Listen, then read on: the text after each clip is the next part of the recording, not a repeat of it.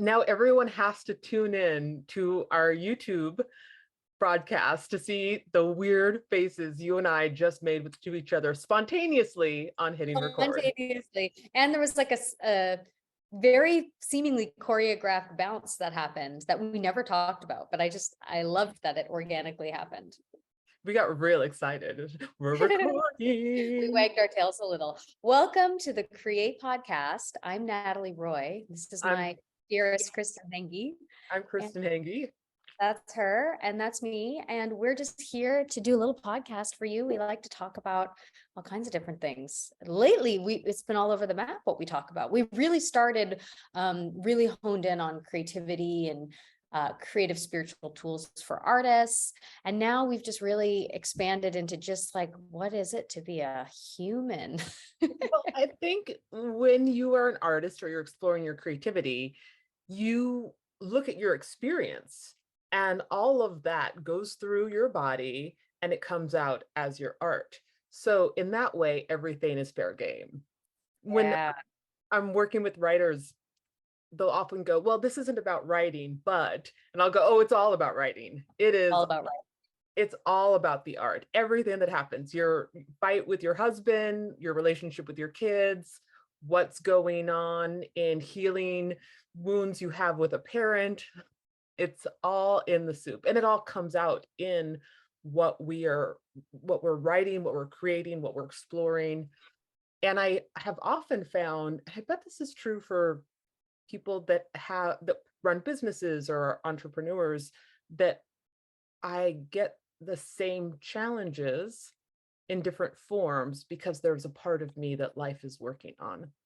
Yeah, absolutely. It's sort of like this cute thing where we, in our little human suit that we're in, so somehow think that it's all not connected. Like we get this illusion that we're all not connected to each other, that we're not connected to nature, that what happens in another area or another country or to another human body has nothing to do with us. Like we get into this illusion.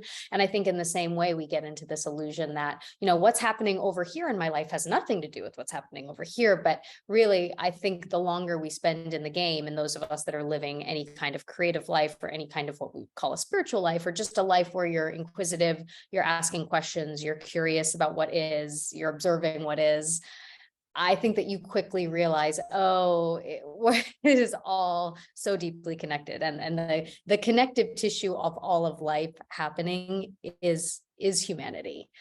And we're just here to experience all of it. The more that we can open ourselves to the fact that everything is happening for our evolution and for our growth, then we start to realize that, well, if my vocation as a creative soul or as a parent or as a business owner or as a writer is to, evolve myself and my soul, then we also realize that it is here to evolve the soul of the whole. That's And it's all exactly right. connected. Yeah, you've heard me talk often about whenever I look at anything in the media, I'm like, look it's consciousness evolving. We're evolving ourselves. And right before we hit record, we were talking about The Bachelor. And I was sharing how I don't usually watch The Bachelor. Natalie is a big fan. I was sharing, I can't believe you don't always watch it because it's like my highlight of my week. And though this season I have been tuning in, and as I've been tuning in, I'm like, oh, look at the level of conversation that they're having. People are taking accountability in different ways. Oh, consciousness is evolving. And I see it all the time. I see it all the time in our comedians. I see it all the time in the books that we're seeing come out in the world. Life itself is growing us in our own lives, and it's growing us, it's evolving us in terms of our humanity. It's evolving our relationship with each other. It's definitely evolving how we communicate and how we get information across. And I find it really exciting. But we know this to be true, that if something isn't working, life will find a way to get our attention, often Mm, through pain.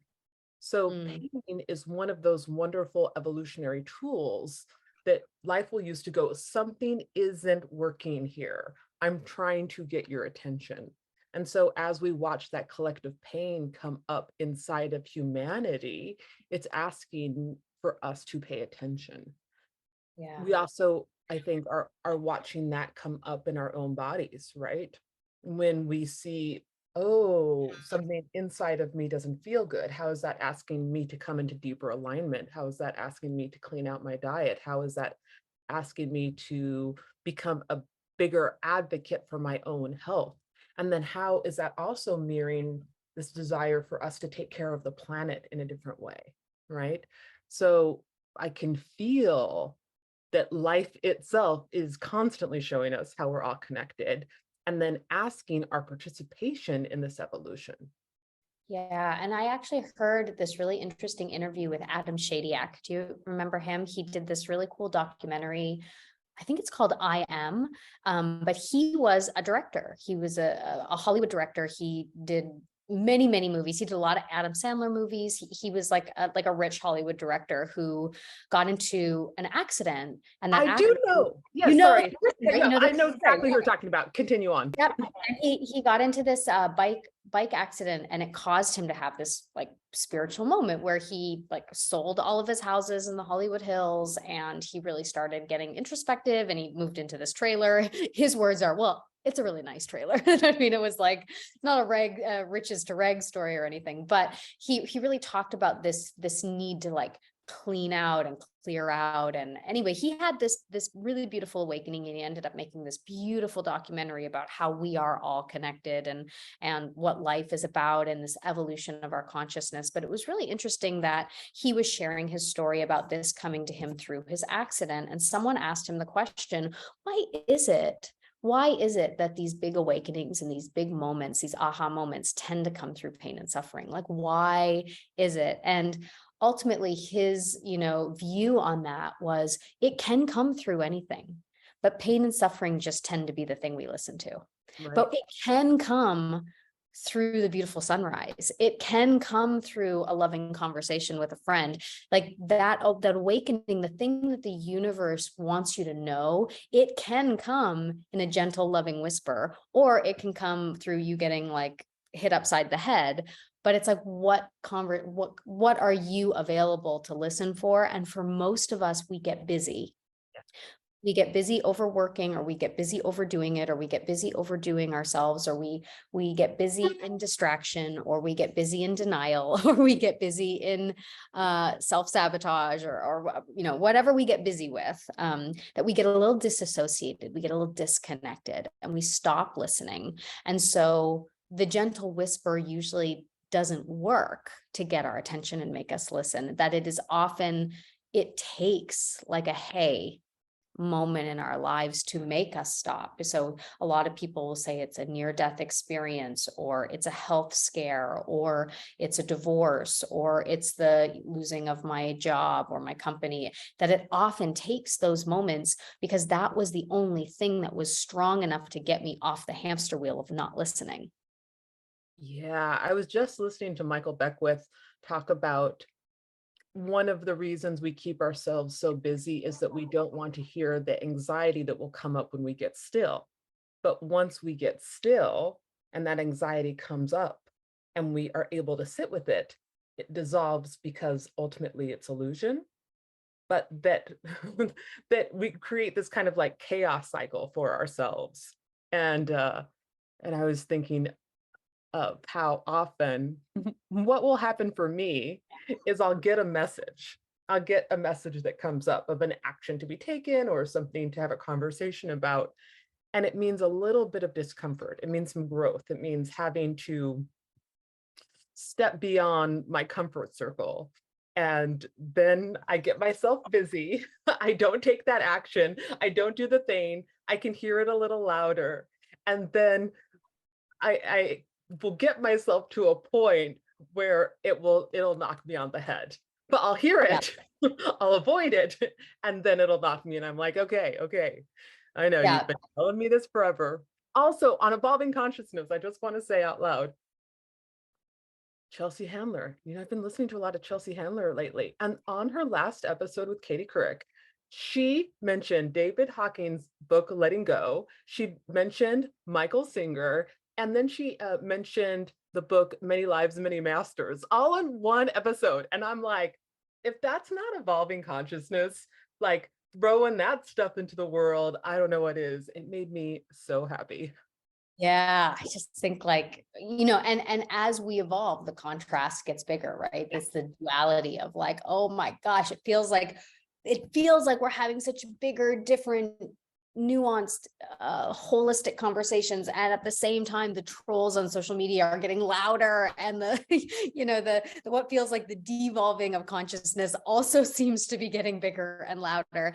And I think that it's our job to be very mindful about where we put our attention and energy. Like, I don't know how many people I've said to this week, don't read the comments, don't read the comments, don't read the comments. Like, and it's like we have to keep reminding ourselves of like, energy flows where my attention goes, and I am responsible to put my attention on what is healthy and healing for me, and not in a term of bypass, but just in a term of really saying that, yes, we simultaneously are expanding what is possible for ourselves in ways that are epic and profound and mysterious and miraculous, and in ways that are harmful and hurtful and unnecessary and mean sometimes. And it's really our job to say what I'm available for and what I'm not available for, in a really loving way. Well, we can see all of these laws coming up that are so baffling, and I feel deeply harmful and scary. And I feel like that is part of this backlash of how quickly we're evolving, is that there can be this deep sense of fear and it, well, I think we're just seeing that pendulum swing so far. And and it can be really, I think, terrifying to look at what it what it's when people are holding on tight and they're trying to control. Yeah. And and um and I think it makes a lot of sense that people would feel a lot of intense emotions when they see when there's these things being done in the world that feel really scary. Yeah. Yeah. Yeah. And that our job is just to say, like, what is my inspired action? How can I allow my value system to be determining my legacy with every action, with every email I send, with every communication I'm involved with the things that I support, with the things that I stand for? How can I really be making sure that my values and my integrity are really aligned and congruent, so that I can really be part of the evolution that is going to happen. I fervently believe that the harder those old structures kick and scream for control, I think the harder they kick and scream, the more we're actually winning, because I think that the more, people are saying, yeah, we're not doing it that way anymore. No, we're not standing for that. No, we're not letting human rights, women's rights, whatever right, we're not letting those things be impeded on, like, not one more day. And I do think that there is a firm hand rushing in to say no more. We're not standing for these kinds of things, and it can feel really, really scary in the tension of the transition of those things.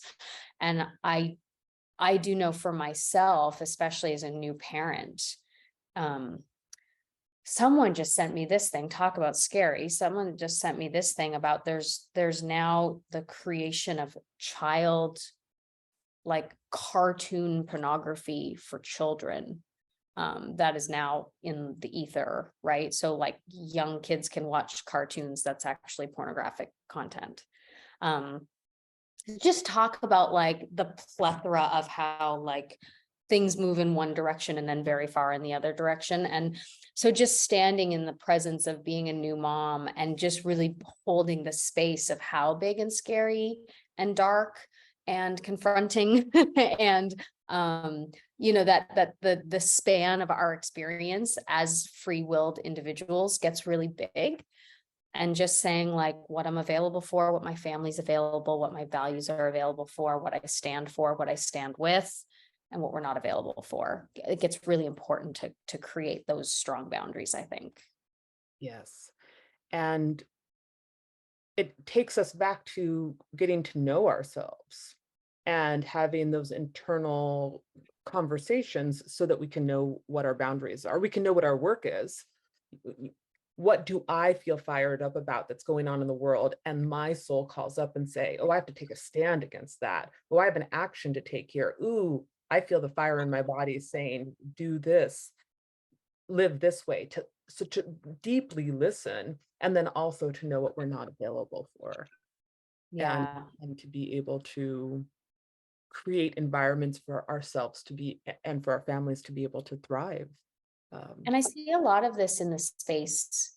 Um, One really great Instagram that I follow is Check Your Privilege. Uh-huh. And they do really good work about really helping people understand racism and an anti-racism journey, as an example. And, what they talk a lot about is that shame will keep you from action. Like the fear that I'm not going to do it right, that I'm going to get it wrong, that I'm going to say the wrong thing, that someone's going to be upset with me, like that can keep us really like stuck and afraid from taking the inspired action. And sometimes the inspired action doesn't have to be, standing with, a protest sign in your hands. Like the inspired action can just be whatever is in your heart to do, a reach out to someone, an email to send, a prayer to hold in your heart. It can look in a lot of different ways, but I think that we live in a world that it feels scarier and scarier. And I'll speak from the experience of being someone who's more like, as you are, more in the public sphere of being an artist, right? That we create things that we put out in the world. And we put out our babies, our creative babies in the world, really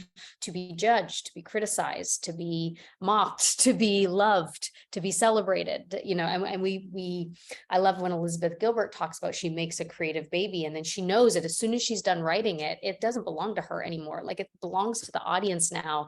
And she has to get really good boundaries around letting the audience feel whatever they want to feel about that baby. And, it's just really, I think, getting in many ways more and more important to be an artist and a creator, and also more and more scary to be an artist and creator, because not only are we putting our work out to be judged, but really ourselves, our lives, our values, our actions, our words are all out there in the public eye to be judged. And I think it can really cause us to want to stay small, to want to hold ourselves back, to want to say not right now, to want to say, yeah, I'll do that, but not yet, because it gets really, really scary that you think you're going to get it wrong, or someone's not going to like it, or someone's not going to like you. That gets to be a really scary place. And that is part of being willing to express yourself and share it yourself, is that everyone is going to have their own opinion. And because we live in a social media world now, you have more access to different people's opinion. And I do think it takes one of the reasons I love that you and I do what we do is I think we have a desire to help people create a sense of safety within themselves, and a sense of knowing who they are, so that they can feel encouraged to put their work in the world and know that their value isn't inside the work, and their value isn't inside what people say, but their value is inside of themselves. Yeah, And because that's we as creators get really stuck in the piece only had value if someone bought it, if it made money, if it got celebrated. Like the performance was only good if people liked it. I got a good review, and I think what you and I've been passionate about for a really long time is that intrinsic quality where it's who I become in the creation of the work that matters, not the result of the work itself. Yeah, and that there's something so valuable in listening to myself. What do I want to create most? What lights me up? What gives me energy? Because I believe that whatever gives me that sense of life is the universe itself. It's life asking for itself, saying, make this through you. And so can I tune into that voice more than the voice that wants to get praise out there in the world? If I know that my value is intrinsic, if I know that I am worthy because I am, then it doesn't become about like pleasing the world. It becomes about that deep inner connection. And if I'm deeply connected inside of myself, then I actually have an opportunity to connect on a deep level to to those that are resonating at the same place, right? People that also gravitate to that kind of work. Yeah, and I think when we were talking too about why does it feel that sometimes the evolution in the consciousness comes through pain and suffering, sometimes the art does too. And I think Yeah. often it does, that we've experienced isolation or discrimination or hard times or grief or loneliness or sadness or not being seen and heard or feeling like that cosmic orphan or whatever the case may be. We as a human have experienced that. So then we want to create art or character or pieces of writing or songs that speak to that place. And it actually ends up being a connective tissue that someone else can absorb that piece and say, me too. Oh my gosh, I feel heard. I feel validated. Like how many times I've listened to a place of music in a place of deep pain and gone, oh, this person wrote this song for me. And of course they didn't. They wrote it for all. They wrote it for themselves, to bring voice to that experience of pain. But that's often, if we can think that the art is here as a tool for connection, then what we'll know is that it will inevitably also bring deep disconnection, in our beautiful duality. For everyone who loves it, there'll be someone else who hates it. That's the how it works. But I think too that every time I get called to a specific piece of work or a specific thing to create, there's the part of me that fights it a little bit. There's the part of me that loves getting it. There's the part of me that really wants to do it so it doesn't go to someone else. There's the part of me that like puts it off because I'm scared of it. There's all that stuff that comes along with it. But I often find that one of my biggest ways that I like to hold myself back is sometimes I feel like there's like a creative nugget that comes from the universe that goes, hey, do you want to do this thing? And I'm like, I do want to do this thing. But then it's kind of like I want to put that thing off because I'm like, but I also want to be an actor and I'm busy over here trying to make that happen for myself. And what's always really interesting is when I just surrender and go, I've been just given this creative gift to do, and I'm just going to do it. It's like it happens every single time that the minute I press like send or like there's the last page or that like I'm done, it's like something miraculous happens over here that I could have never created during that time myself, even if I had spent every second working on that. It's like there's something that the universe is for my gifts. And when I say yes to my gifts in whatever way the universe needs them. So sometimes the universe needs me as a writer. And even though I'm like, but I don't want to be a writer, I want to be an actor, but it's like, so if I show up for the calling, I often find that there's little actor gifts that show up for me, Yeah, I mean, you gave me great advice the other day. I was talking to you about a project and you said, well, I encourage you not to make any decision out of scarcity. I think those were your words. Feel free if I'm paraphrasing. And I thought that was so good. I was like, yeah, what is that? But it's interesting when it comes to our careers, our livelihood, our talents, where we think there's scarcity, where Mm. we think, oh, if I do this thing, it means that I'm not good at that thing over there, or I'm going to get less of it somehow, or by developing my talent this way, that isn't going to move into the world. And it's so interesting. And so when we're just talking at the beginning about how everything is connected, right? We're one with the earth, we're one with each other. And the same thing with all of our gifts and talents, they feed each other. And I think one of the things we're learning how to model for each other is, yeah, you can be many different things. You can have many different talents. You can bring all of them into the world. And I know for myself, even like with this work that you and I do with talking with creatives, that there had, especially in the beginning, was so much fear that it would make me look like I was not a serious director, or that somehow I would have to do less of that if I wanted to do this, but both burned deeply in my heart. And I actually believe that they're in relationship with each other and they teach each other. So, Yeah. the director in me learns so much about stories as I work with writers and as I work with creatives, and I learn more about the human condition. Because as an artist, what are you doing except for saying, this is my experience of the human condition. Yeah. So working with other artists, it helps me so much with the part of me that gets insecure and has doubt, because I go, oh, yeah, yeah, that's everywhere. That's everyone. And so I do believe that our gifts are here to, they're all, they all have something for us. And they're And all serving into the same ocean, you know, exactly, that's like it. the lake and the river, or maybe not the lake, this river and this stream, like they all run into the same place, you know. It's like I really had this experience in becoming pregnant because I really got the experience of a lot of other creative women reaching out to me to say, that's something I've always wanted too, but I'm so scared if I went down that road, it would be like the death of my career or the death of my other dreams. Like, and it's like, how, and I think we as women, let alone that we've been taught that there's space for our dreams. Like, are we taught that there's like space for multiple dreams? I don't think that we've really been given that magic wand in our hands that we can create that, you know, and one of the most miraculous things about my journey of being pregnant and becoming a mother is that it has made me an actor that I never knew I could be. And Yeah. I don't know that that would be the experience for everyone, because those women who don't have the desire, then I don't think that would be your experience. Like if you don't have the desire to be a mother, then I think that the gifts of your jewels, like they live somewhere else.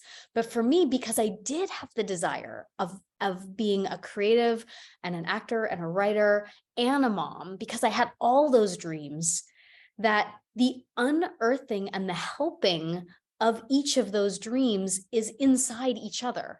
So Yes. something happened when I became a mother that I became a far better actress, a far deeper actress. And the instrument changed and the way I play the instrument changed. And so I think that starting to say yes to wherever the desire shows up and not getting in the scarcity of time, money, energy. Like if I put energy over here, does it impede over here? That would be like saying like, well, if you in the same way, if you have one child and you have another one, it doesn't take love away from that first child. It's like if you have many creative desires, loving one doesn't take away from your love for the other one. And there is time and space and energy inside of you for all of them because you have the desire for all of them. I am queen of multiple creative desires. As you You know, are. I really love to love a lot of things at once. And I have felt that it, like my body knows when it's time to, like, oh, it's time to birth this vein now. Oh, this just needs a Yeah. little planting. Oh, this needs a little watering. Oh, now it's really time to focus on this. That there's like an Yeah, this one over, needs to hibernate for a minute. yeah. This one's time, this one's ready, you This one know. doesn't, yeah, the hibernation. This one doesn't know what it is, and it just needs to nap for a while and then come back and talk to me later. And it will, but it just needs me to put it down for a hot second. It's an interesting thing. So they all have their cycles, but just the way that I believe women aren't taught to have their own appetite or have their own desires, to have their ambition. And I mean that in a what is it that I want to bring into the world, and a belief that I can, and Mm. an encouragement to go, yeah, ooh, what is that hunger inside of you want? What do you want to give birth to? What do you want your life to be like? Yes. And I think we need each other in community to keep saying yes to each other. Unearth that, look underneath that. What's inside of that part of you that is a little dissatisfied? Yep, let's go in there. Let's find out what is it asking for? What's the question? And I really believe one of the best things we can do is to model for each other what it looks like to say, I believe in my own desires, and I believe my desires are holy. They're instructions from life. And so the more I tune into my appetite, the more I tune into my passion, to my hunger, to that want, the more I actually become in alignment with my authentic self and what I'm here to give, how I'm here to serve. And I think it's so vital inside of that to know that we actually all don't have the same desires. Yes.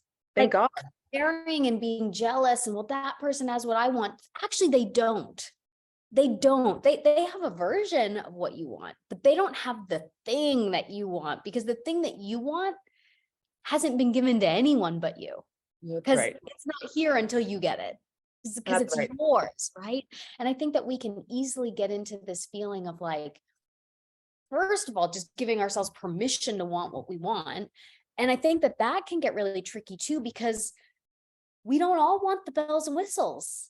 We don't all want the big fancy things. Like, what we want is sacred and unique to us. And some people want simplicity and quiet, and some people want the big bedazzled things. And we have to give ourselves permission that like it's not supposed to look like anyone else's, and it's okay. And that permission to want it isn't going to come from anywhere but inside of you. And then once you give yourself the permission to want it, then give yourself permission that the timeline gets to look like it wants to look. And it's allowed to look different than everyone else's. And the pacing is allowed to look different. And like the way you feel going about it gets to look different, like everybody is just on their own uniquely beautiful path. And some people are going to want to love lots of babies, and some people are going to want to love one thing. And is it okay that you can just give yourself permission to listen to those desires, and also know that they're perfect as they are, and they don't deserve any comparison to anything that's ever been before, because it's never been here before. Yeah. Because you've never been here before, right? And each one of us came to express something new and different in the world. And that is cool. That is really cool. And we know what it is because it lights us up, right? It gives us a fire and an energy. And the more we give ourselves permission to live with that, to listen to that and to follow it, the more we'll find ourselves having an experience of the deepest part of us. Sometimes I think people are lonely because they haven't given themselves the experience of like their deepest desires. So they don't even know who they are inside of like that passion. And it makes sense if you've had early in life disappointments that you can turn down the volume of your wanting because it was painful to want things and not have them. So I'd also think part of the process is, what does it look like to grieve for that young person inside of me who didn't get my needs met? And then how can I reteach myself that it's safe again to want and to try, even after disappointment? Yeah.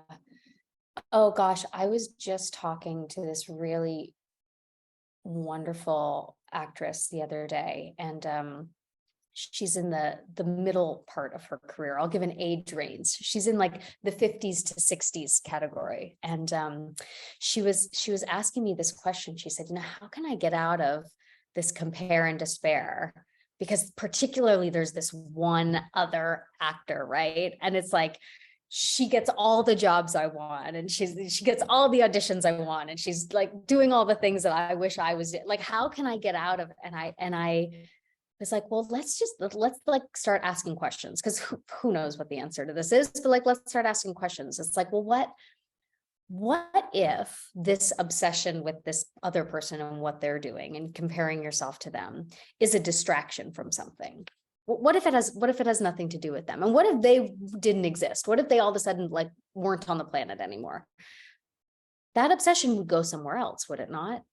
Like, wouldn't it go into some other place or some other thing? So what if we know it's not really about that person or that thing, right? And what if we know it's not even about compare and despair? What if the compare and despair is just a distraction from something? And what do we use distraction for? Well, when I distract myself, it's because I'm going over here because there's something over here I don't want to be with. That's why I go over there. I'm like, I don't like it over here. I'm going to go over there as a distraction, right? So it's like, what if I could get back to what's going on over here? Ooh, there's something I'm trying to avoid. The most powerful question I think any of us can ever ask ourselves is, in any given moment, what am I trying to avoid right now? What am I trying to avoid feeling right now? So her and I went down this little game. And I said, "What's the icky feeling that you're trying to avoid?" And the conversation went on, and we talked about various things. And what we finally got to, and she just started to cry. And she said, "Oh my gosh, it's that I've aged out of roles that I never got to play. Mm. And I'm grateful for the roles I get to play now in my 50s and 60s, in that age range. But there were ingenues I never got to play. And I'm so sad about it. Like there's so much grief that there was art that wanted to get expressed through me that it didn't get to. And now I'm so deep in the grief of all the things I didn't get to be, and I don't want to sit with that. So I would rather look at that person and all the things they get to be and be mad at them for it.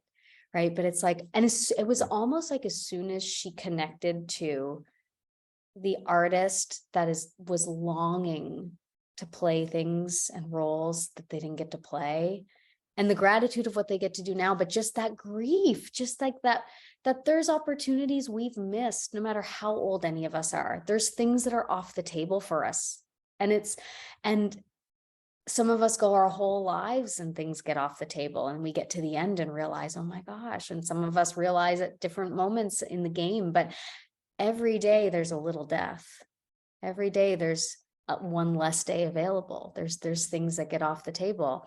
And as soon as she was able to sit with that thing that she was trying to avoid, it liberated her. She's like, oh, and she had so much love for herself and so much compassion for herself. And she stopped judging herself, and she stopped being mad at herself for being mad at that other person. She just was so in love with herself in that moment, because she just realized, I'm just a girl in pain. And I think that we all, as artists, carry around the pain of the unlived dream while trying to still chase whatever dreams we have left in the time that we have. Yeah. And it's so funny. I wrote this poem recently, and the first line of it is, she does what she wants with us this life. And it talks about how the dream and the dream denied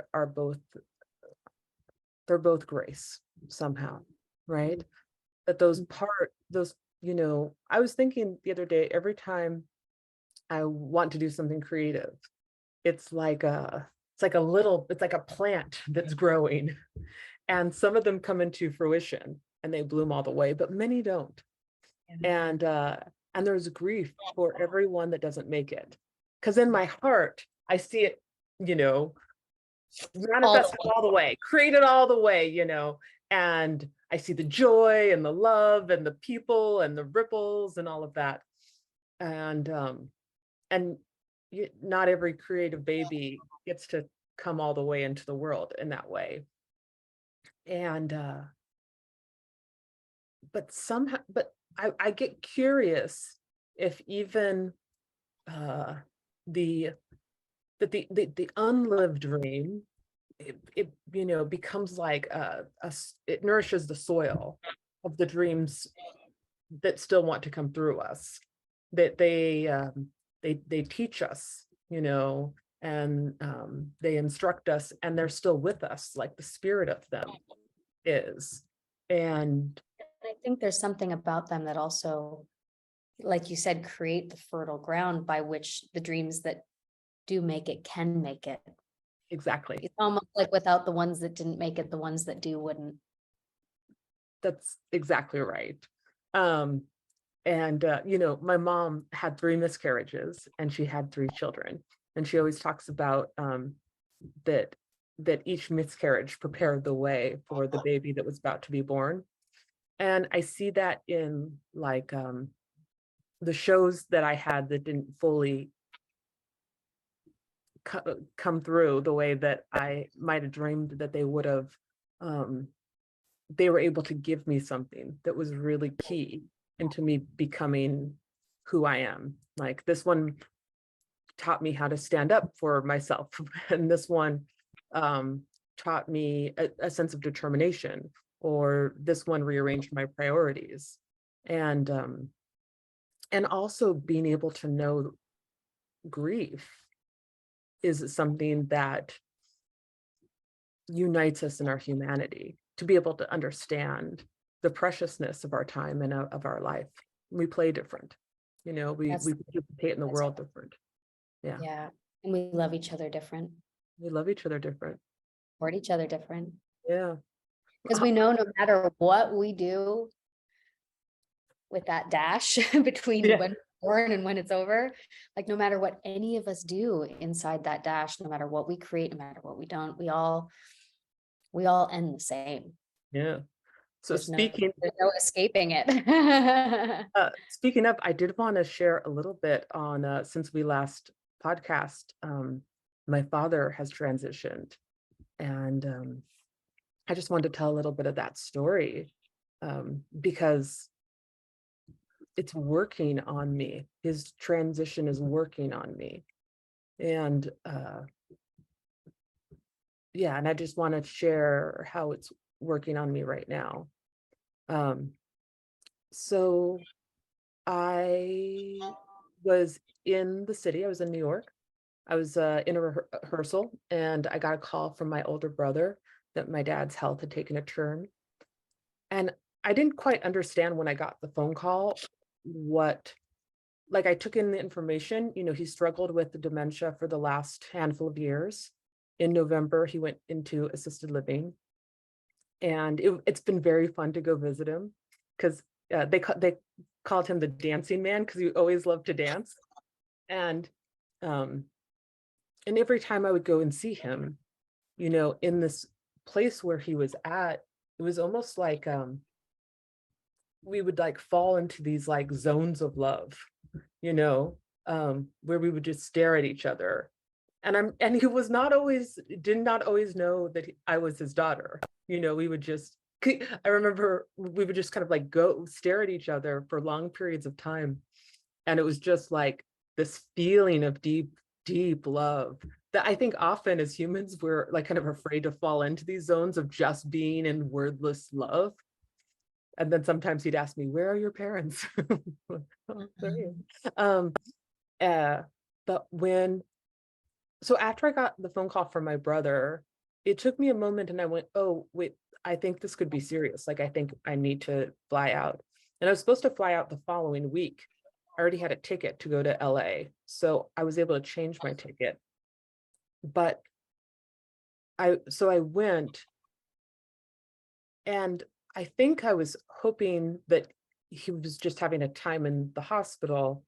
But I think once I saw him in the hospital, I had a feeling. Um, but I feel like the blessing of all of it is that I got 5 days to be with him. So 2.5 days in the hospital, and then 2.5 days in hospice. Um, a lot of it was me and my mom just getting to be with him and to like hold his hand. And uh, I wrote a little bit about this. Like we sang to him a lot of like musical theater songs. And when my brother and his wife were there, we because my dad loved to dance, we like played some swing music and we danced with him. But it's something that I've been through people transitioning before, but never a member of my most intimate family. And there, the love. It's like my body keeps getting these realizations of like how much he loved me. And like that is what has been like doing this process on me, is how deep his love was for me. And so it's like it's an intense process of like comprehending how deep his love has been for me, you know and like I feel incredibly um I don't know, it's like in awe of who he's been and the work he did on himself, with not even having a language of how to do work on oneself. you know Mm.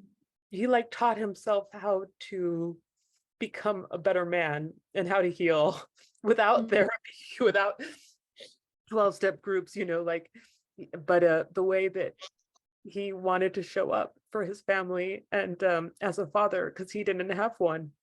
And like so much of his journey was like teaching himself how to be a father. And yeah, I'm it's still hard for me to find language for all of my feelings, but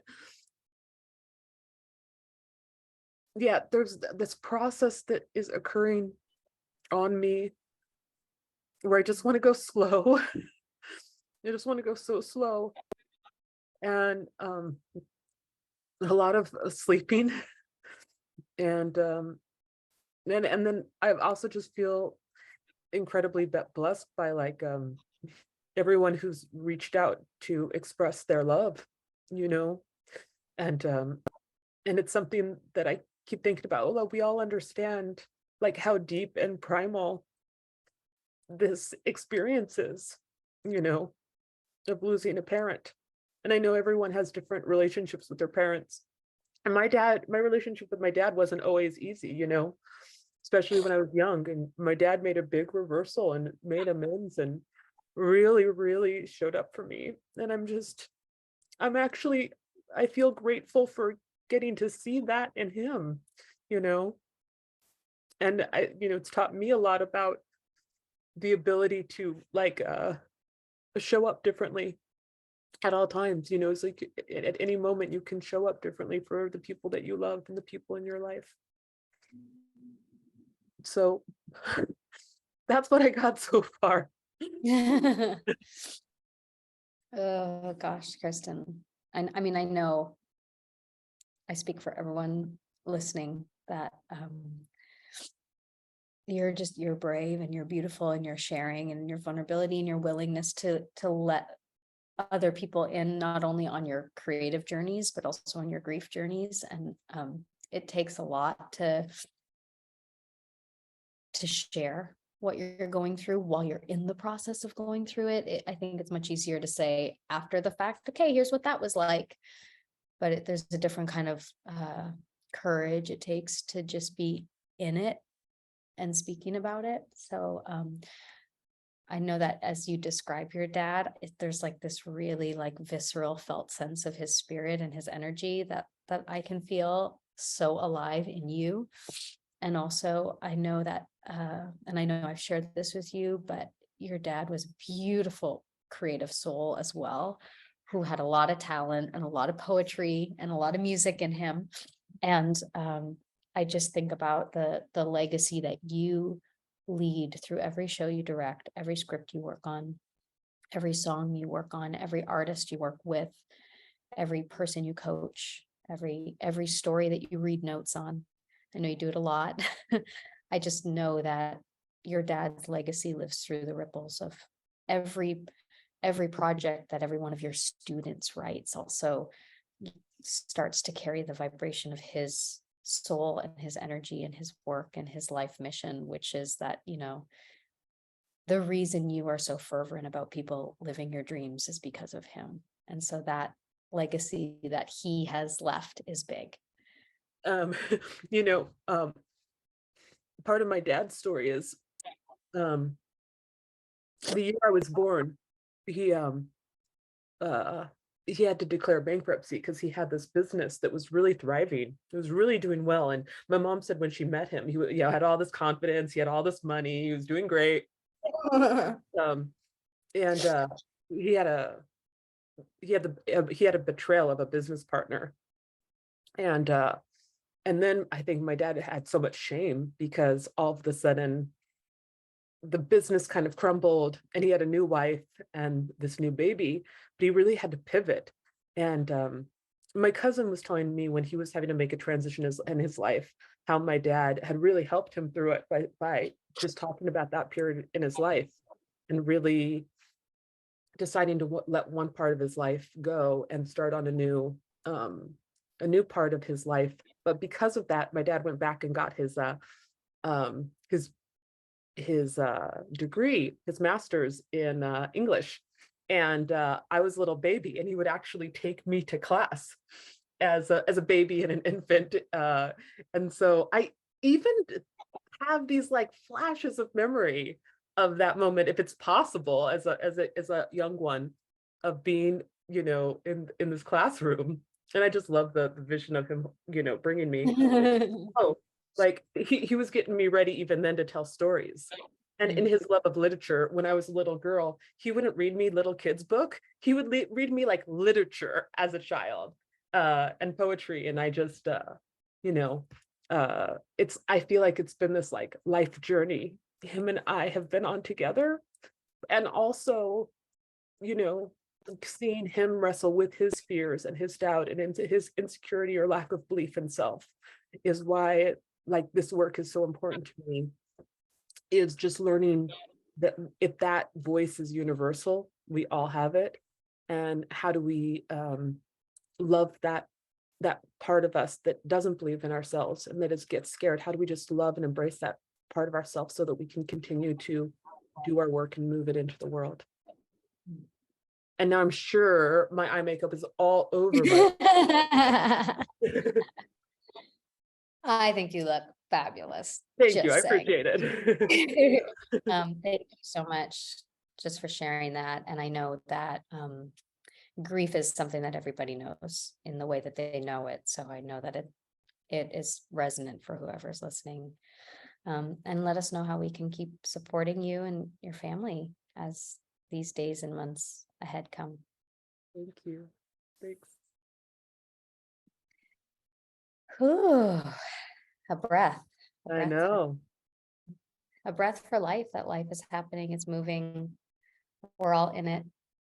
It keeps moving no matter what we do, no matter what we do, no matter what we don't do, no matter what we create, no matter what we don't create, it's going to keep moving. So we might as well decide with this next breath as you're listening, wherever you are listening from, what next for me, with this precious time, with this precious life, with this precious inspiration that I've heard that Kristin shared, what next for me? What legacy am I building? What values am I building on? Who do I get to be now? It's a very, very, very powerful question. It's available to your creative soul, to every creative soul listening at every single second. Natalie, I have a question for you, and then we'll wrap up. You, I've noticed, have been using the word legacy more. And Mhm. I was just wondering if you could just give us a quick little, I don't know, insight On into why I'm saying it. yeah, into your relationship with legacy at the moment. My gosh. Well, as you know, every year I like to do a practice. Suzanne Conway has this beautiful practice called like discovering your word for the year. And I'm a girl who is a hyphenate, so I can never choose only one word for the year. But one of the words that I did choose for this year is legacy. So I'm moving it into my language more, and I'm trying to move it into, because like first, it's like the in the biblical sense, like first was the word and the word was God, and the word was let there be light, and then light got created, so first is the word. I'm really trying to declare and be intentional about legacy and what legacy means. And I obviously, with having just given birth to a human, I feel like a sense of what legacy means in that capacity. But I'm really thinking about it more in terms of like not only the child that I leave behind, but the fragrance that is left behind of every conversation I have, of every interaction I have, of every creative project I'm part of every audition I do, of every street I walk down. Like, what's the fragrance that gets left behind when I leave? And the quality of that is determined by what I decide and what I create. And so I'm really trying to be intentional about that. Thank you. Thank you for sharing. Thanks Speaking of, for asking. yeah, no, so I got so curious. Speaking of intentional, we have an intentional sale this month.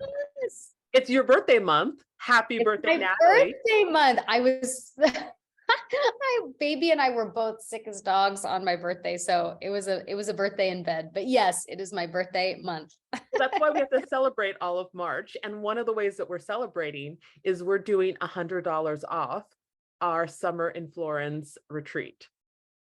Yeah, so if you guys have not jumped on the bandwagon of the Florence, Italy 3-day retreat, now is the moment, because we're doing for spring Women's Month, my birthday, just because we like to do a celebration. We are for the rest of this month. So you've got a couple more weeks to take us up on this offer. You can get $100 off our Florence retreat. The dates of the retreat are June 23rd to 25th. So mark that on your calendar, get a flight, come to Italy. It is going to be jam-packed with inspiration, transformation, expansion, pasta, perhaps Gelato. some gelato. Yes. Vino gelato, all the good things.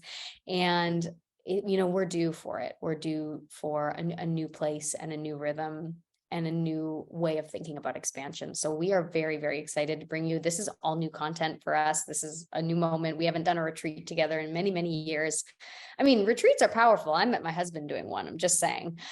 So please feel free to come join us. If you're interested in that, shoot me an email. It's my name, Natalie Lynn, Lynn, Roy, ROY @gmail.com. Shoot me an email. I will get you all the information. You pay your deposit to hold your spot. And if you pay your deposit this month, we will honor the $100 off for you.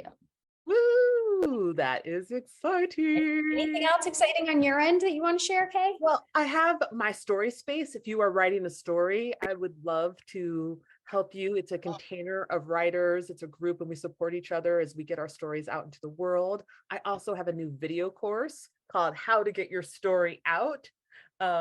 And then in April, I'm doing a small weekend for artists that want to fall back in love with their creativity. So Beautiful. you can reach out to me, go on my Instagram, go to my website. You can come find me and I'll tell you all about it. Get on my newsletter. I would love to just share with you about who I am and what I'm doing. Oh, so good. So good. So good. And what about you, my love?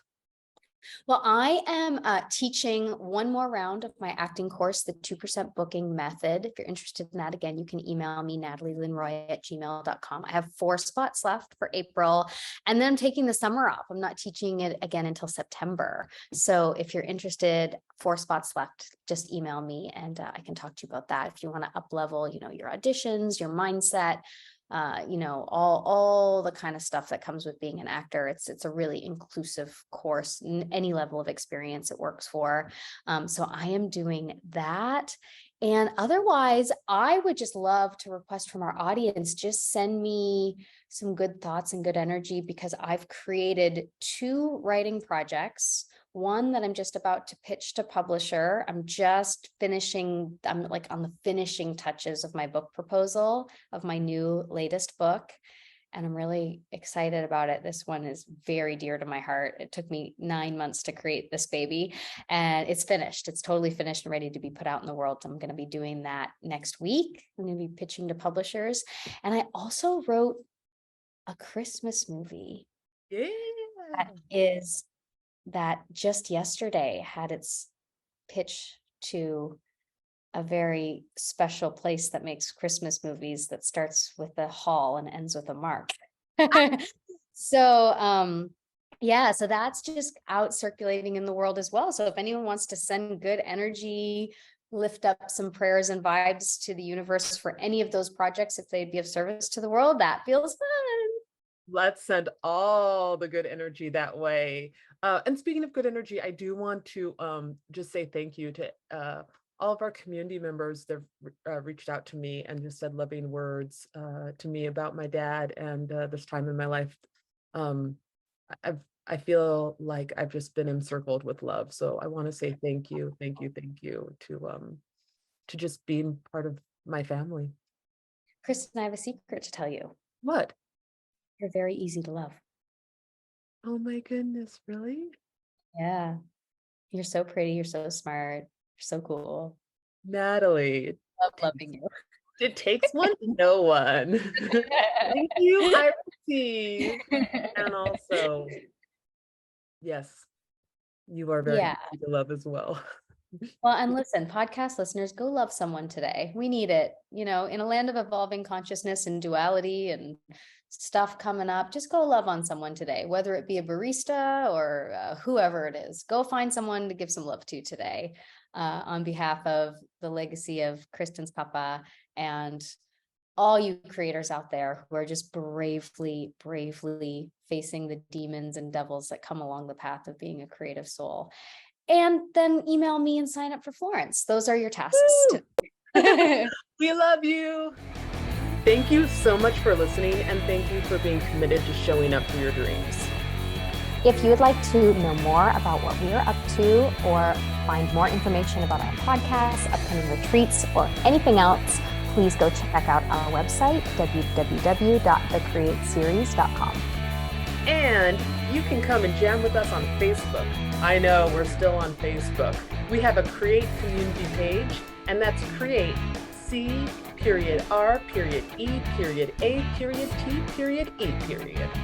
And if you want to check us out on Instagram, you can find me, Natalie, at Miss Natalie Roy. And you can find me at Hangilove. That's HANGGILOVE. Keep on rocking your dreams, and we can't wait to connect with you more.